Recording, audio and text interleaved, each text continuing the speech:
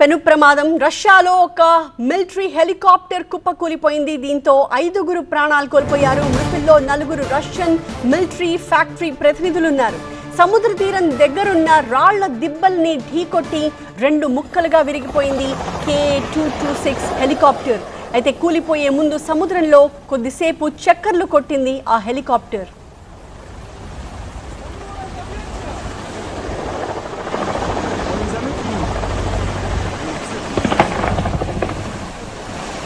కూలిపోవడానికి ముందు సముద్రం పైన హెలికాప్టర్ చక్కర్లు కొడుతున్న దృశ్యాలు చూస్తున్నాము.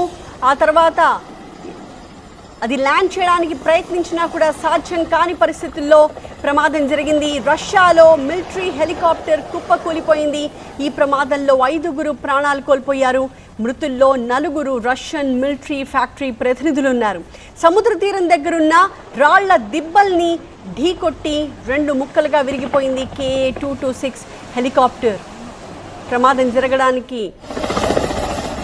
ముందు దృశ్యాన్ని చూస్తున్నాం. ఇన్ఫాక్ట్ ఆ రాళ్ల దిబ్బల్ని ఢీకొన్న వెంటనే వెనక భాగం విరిగిపోయి ఆ హెలికాప్టర్కి వేలాడుతున్న దృశ్యాలు చూస్తూ ఉన్నాము.